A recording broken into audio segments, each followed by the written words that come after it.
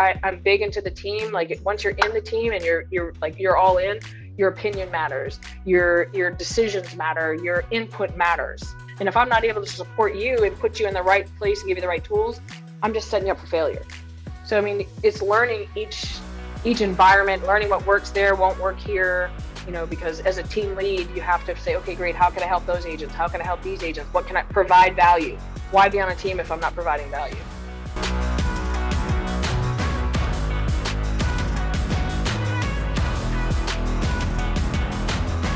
Well, hello, everybody, and welcome to another edition of Entrepreneurial Impact. Today, I am not with my associate, Joe Martin, today, but however, I am very excited to be with our esteemed colleague, Kathleen McKone. Kathleen is joining us from down in the Yorktown area today and has been in the business for quite some time and has an amazing journey to share with us about what has impacted her in her world and what has allowed her to be and where she's going. And with that all said, Kathleen, welcome to Entrepreneurial Impact, and I'm very happy to be here with you today.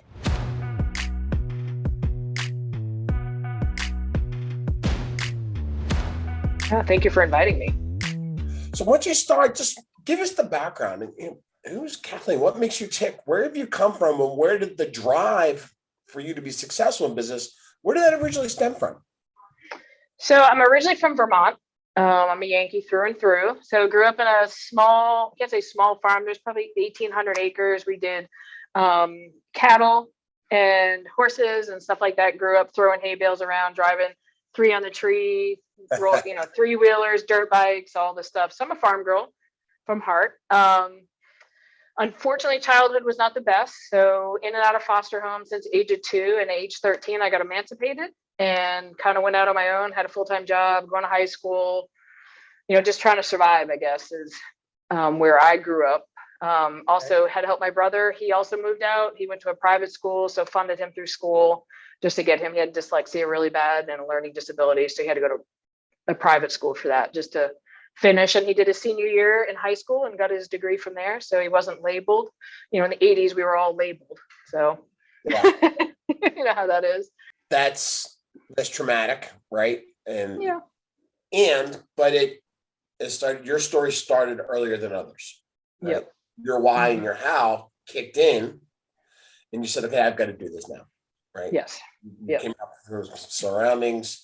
You identified some things in yourself that you needed to change, and you did. And congratulations, because that's not an easy thing to do. Yeah, it's in that environment. There's 2 choices: you can sink or swim. I opted to swim. So that is probably my number one driving force is my childhood, because we're always, you can read a lot about it. A lot of us are always trying to be better, and the only competition is with ourselves.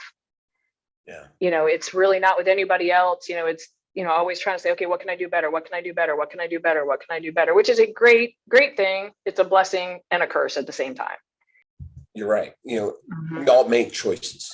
Yep. We don't always make the right choices, but we make the choice to survive. We make the choice to move on, and we make the choice to do better. And for you, when you identified, okay, I'm making a choice, and this is unknowing, but you're making a choice to live your best life, whatever that looks like. And when we talk about business, and we talk about growth, and we talk about why, that first who was you, then your second who was your brother, right? That why was to get him out and get him where he needed to be. And then you started to work on yourself. So how did that transition start to happen? How did that next version of you come out? What did that look like? So honestly, it took me a little bit. Growing up and you're just angry, though you're not angry, but you don't know any other emotion. So, it's helping my brother getting all that stuff. And there was finally when you kind of hit a wall and you're like, okay, wait, how do I fix me? And then you start reading all these books, go to counseling is the best thing on earth, and start going that way and then say, okay, where's my drive? Like, what is my drive really trying to do? I've been an entrepreneur my whole life. I just didn't know it. My grandfather was the same way, coming up with like crazy ideas, and every third idea works. So I kind of said, okay, how do I feed that fuel for myself and help myself? And that's when, I went into construction after I got out of the Army. And then, 2008, the market kind of crashed and I opened a wine distribution company. How you go from building houses to selling wine, who knows? But that's what happened. I'm like, oh, I can do this. And then I opened another business and another business. And then I went into real estate. That in itself is a business. And then just kept growing and growing and growing. So like we say, a serial entrepreneur. Serial. Yes. Yep. The wine business did very, very well. It's pretty dynamic. Unfortunately, I drink all the time. Okay. So yeah, you can kind of weigh that out. And I sold that business and retired, went fishing in Alaska and, kind of find myself again. And here I am in real estate. The more people I talk to, either through the podcast or through work or through those that are in real estate, and especially a lot of those that have been driven to successful, they're that hospitality side, right? Mm-hmm. The consumer, the meeting, the social, the meeting of new people is at a core of a lot of that. Now, yes. The structure, right? You learned to come up and had to take care of you. Then you got a background of being in the military. So thank you for that, right? I recognize a lot of that some of my structure came from, it's amazing how quickly they could turn you around in basic training, right? Right. And you got into hospitality. Wine distribution is hospitality. It is social. So I've been there. Mm-hmm. I did hospitality for 20 years. So I understand where you're coming from with that. So there was something that was continuously to evolve inside of you. Although they didn't quite know yet what it was. Right. But you would in more. Right. Yep. Where did real estate come from? What you fishing in Alaska? All of a sudden, hey, yeah, I'm going to go back to Virginia. Right. Yep. After I land this salmon, I'm going to go back to Virginia. And halibut. It was this huge halibut, like halibut. Huge. Okay. Yep. So I was in construction and I came back out. I put myself out of retirement, and a friend of mine who we were superintendents together, he's like, hey, I need your help. Can you come back? I'm like, no, dude, I retired. I'm good. He's like, okay, can you come help me? So I said, sure, I'll come help. So I went up to a 55 and older community. And I was doing warranty work, and the builder that started them, wanted everything. So I was coming in and I fell in love with every homeowner. Fell in love with this one gentleman. He was just great. His wife was great. And I said, I will stay here until your project is fixed. After that, I'm out. A year to the date, everything got fixed and I quit. And I said, you know what? I'm done building houses. I'm going to go sell them. I've had 18 years as a superintendent. I started out as a framer, so I know what a sill plate, band board, fascia, all the things that most real estate agents don't know. And I try to teach them all. So I'm able to come in and say, oh, that's not that big of a deal. It's just a vanity. It's a $200 fix. Or go in like, hey, this whole floor is bouncing. I'm guessing, once we get to the home inspection. So I was able to bring that whole construction side into real estate. And I chopped all my hair off, went to real estate school on my birthday, and got my license at the end of 2015 and just hit the ground running. So in 7 years now. Yep. You started, you recognize, okay, I'm going to build my own, another business, right? Yep. And it's going to be real estate focused. Tell us about that. What does that look like for you? So what structure does the McKone organization look like now? So today, I wish I had a picture. I should have sent it to you. So I think there's 15 of us total on my team. I have operations. I have a COO. I have a CFO. I have an assistant. We've got a full-time TC, part-time TC. We've got a transaction TC during the busy season. I have a full team up in Charlottesville, Virginia. I have a full team here in Hampton Roads and a team in Southern California. And we're opening this office. Which is in Yorktown. Correct. Yep. Mm-hmm. So 4 locations, 15 people. Yep. Which is obviously soon to be much, much more than 15. Correct. Right. So there's a difference between running a real estate business or wine distribution company, right? Mm-hmm. And now taking ownership, right? Opening up your own location, even from expansion, which has its own set of challenges, right? Being a multi. Correct. But now you're getting involved in as an owner operator into a new franchised organization. All along the way, you've had success, and as talented as you are, there were always people that helped you. How did you identify those expansions? How did you identify California? How did you identify that, ownership and opening up a new market center was that next step for you? So it's actually almost like a 3-part type thing. Okay. So the hub team, I did it all wrong. Everything wrong. I teach a class on all the things I did wrong. Your first hire, with the MREA book, hire an assistant, a TC. I hired marketing. So, talent presented itself and I'm like, yes, And then, came on board. Of course, marketing brings in more business. And I'm like, oh, I need help. So then I hired someone else who did TC, who is now my CFO. I'm big in promoting people within. Say, hey, what would you like to do? Maybe you want to be an agent, but you're much better at this. We want to leave all the doors open. I tell people, don't keep coming with your blinders. Just keep everything open. You may strive better over here, or maybe you're 6 months here and 6 months there, or whatever you want to do. As long as you communicate, I'll make it happen. So we started there and kind of grew and grew. And it's probably this past year that we have quadrupled in size. So we were running 2 agents, a showing assistant, a TC, and a marketing, and we were still pulling 33 million a year. And then I got more help. So now that we've doubled the business, now I've got to learn to let go and say it's okay that Amanda runs it. The control in me is like, I can do it. Well, I can't. I just can't. I've got to face that. So that's an inner struggle, which I'm assuming a lot of IDs and DIs have that problem. Identifying talent and letting the leverage happen. Right. Mm-hmm. That's a fine line, right? Oversight of personnel, implementation of leverage, to stepping back. Okay, you're now doing it. Now inside of you, you're like, okay, I can breathe because I have the help that I need, but you can't breathe because you haven't relinquished control. Correct. So it's like a weird balance. So the teams here, we are learning, because California is probably the biggest example. They're 3 hours behind us. So, my agents out there can't make our 10 a.m. meeting usually here. So we have to adjust that. And their contracts, they have 112 pages of disclosures, like how many times a dog went to the house.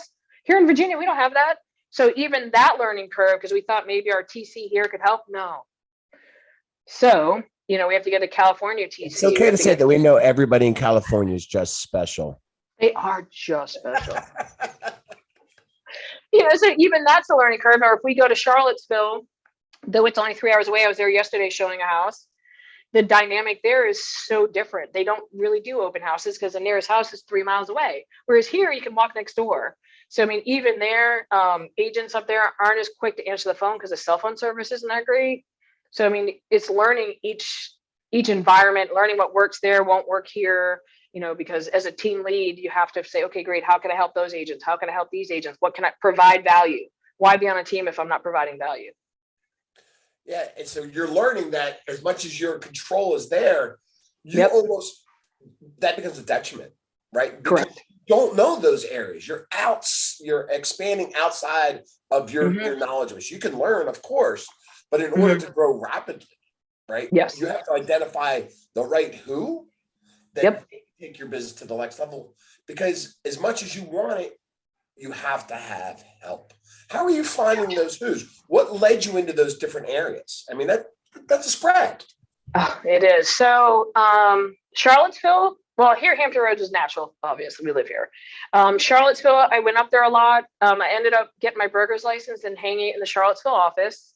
So Quentin, was a huge help. It is still a huge help to this day. But saying, hey, want to grow the team, and he happened to have an agent. He's like, just come up and meet him. Fell in love, hired him on the spot. I'm like, oh, I love him. And I met his now husband, fell in love with him. And I'm like, perfect. By on the spot, of course, you mean you took the very long, arduous process of career visioning and obviously. Yep. Yes. Okay. I'm hearing you. Okay. Yeah. So, he came on board and, he's a former police officer. So similar mind, structure and all that stuff. And then, did training and all that stuff with the police department. So I was like, oh, this is, a natural fit for us. And, able to help with training and everything. And then, learn the systems out. So we have to teach him how to be an agent, then throw some agents under him, have them learn and all that.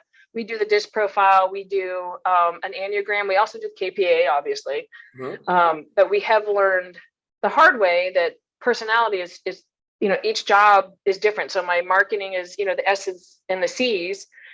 When an I comes in like, they're like, and they run and hide. And it wasn't until I did the personality test, I'm like, oh, okay, this is how I talk to them, and you have to learn. And I don't want to say dummy down. It's not dummy down. It's just making sure that they understand the level, or whatever level it is.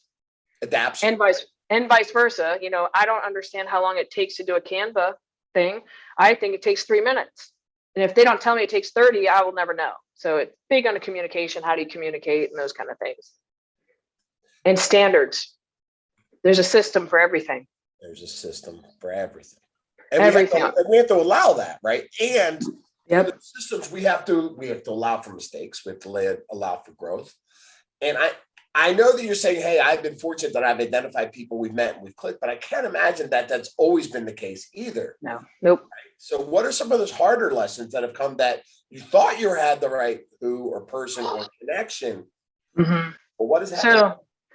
So, though I am a high D, I am the softest person on the team. So one of my flaws is I keep people too long.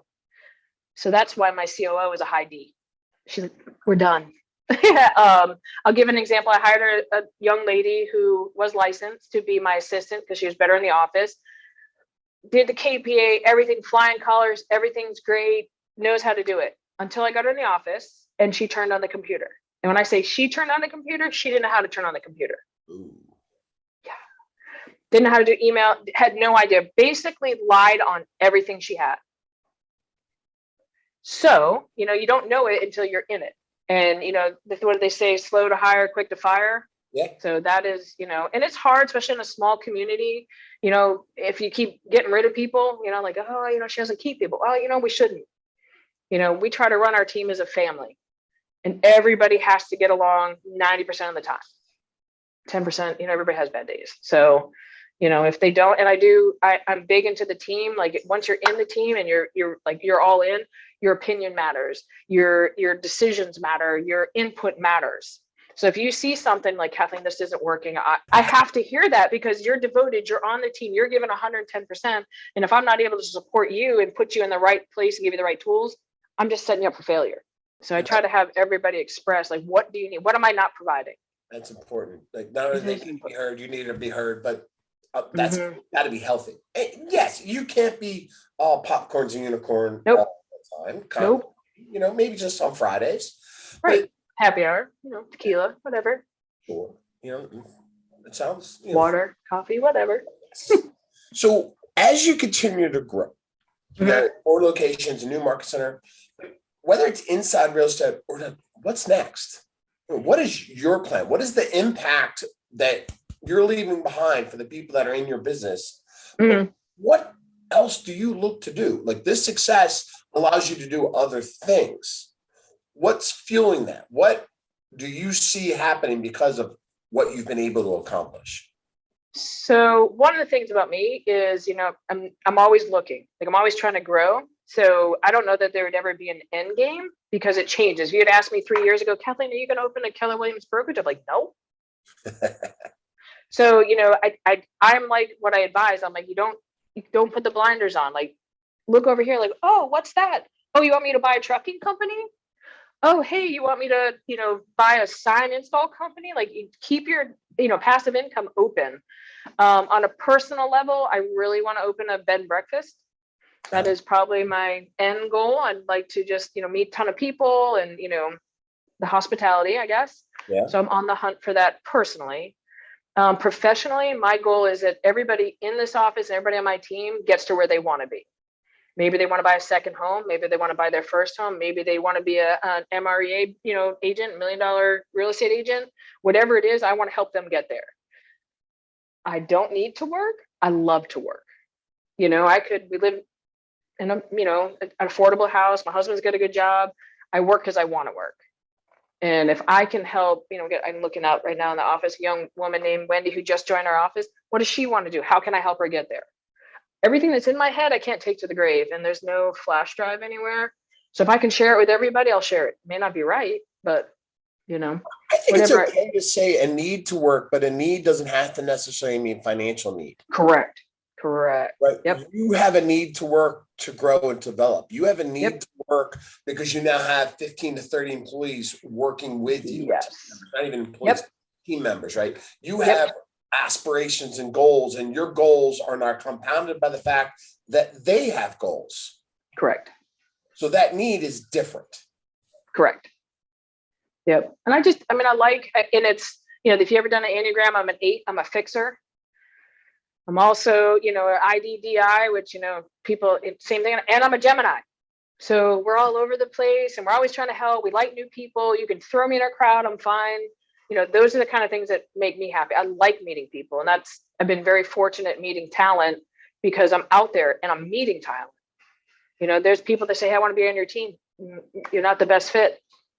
I don't want to set anybody up for failure.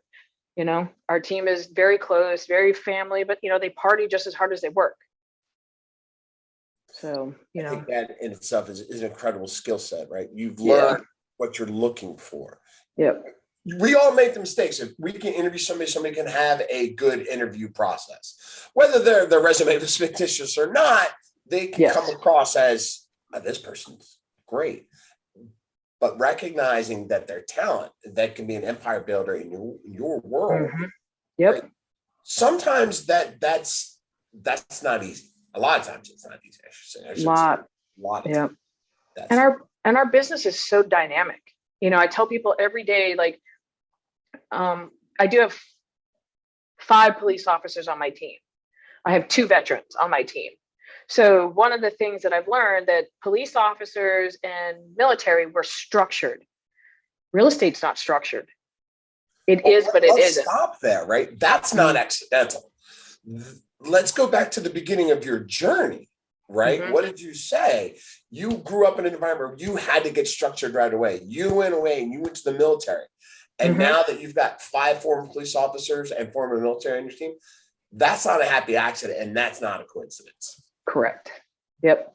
But you can help them say, okay, great. Remember when we were in formation doing, runs with pepper spray and stuff running down our face?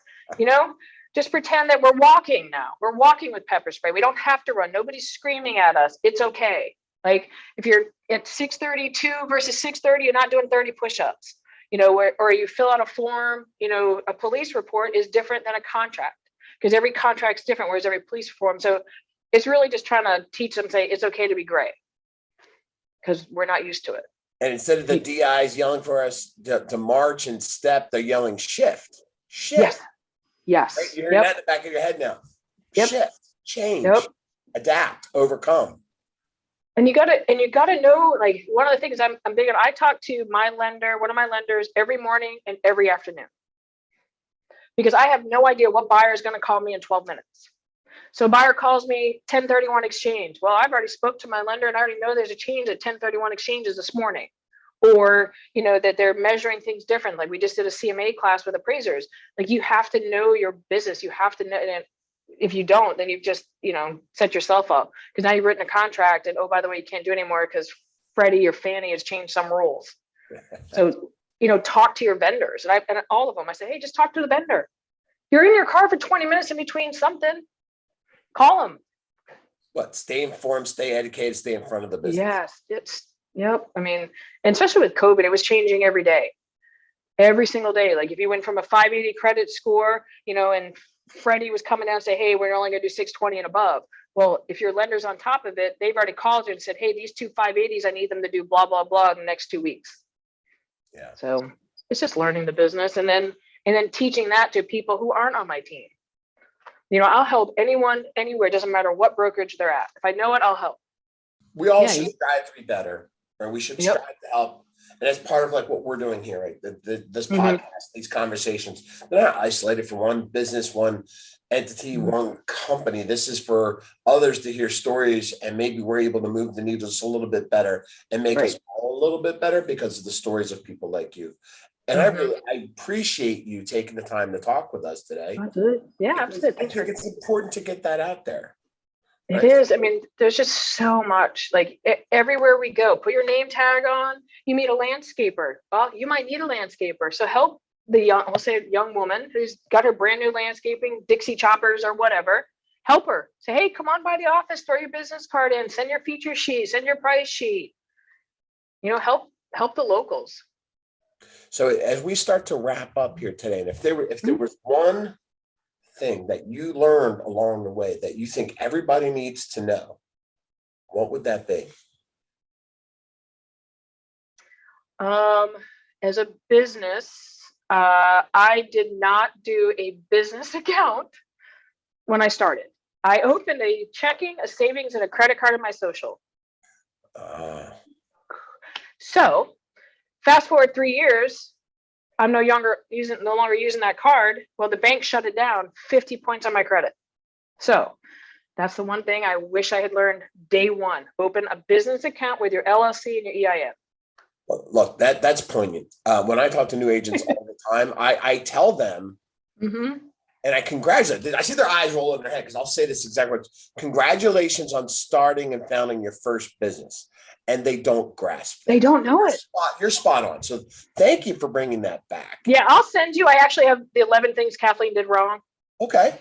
And it is for brand new agents or brand new into this business. And it is LLC, EIN, this and this. Oh, get a logo, get this, and all the things it took me 3 years to get, and then correct because I did it wrong out the gate. And once, you got 2 months before your license hits. Yeah. Get all this stuff straight because once your contract's coming in, you forgot all about that bank account. Yeah. No, share with us, and then we'll share it with the audience. Yep, absolutely. With everything. So that's awesome. So with that being said, my name is Dave Donaldson, and this is Kathleen McKone. I look forward to having you on again. Maybe call me whenever. Where you are. And I can't thank you enough for joining us. Thank you for awesome. Thank you. Bye, everybody. We'll see you all soon.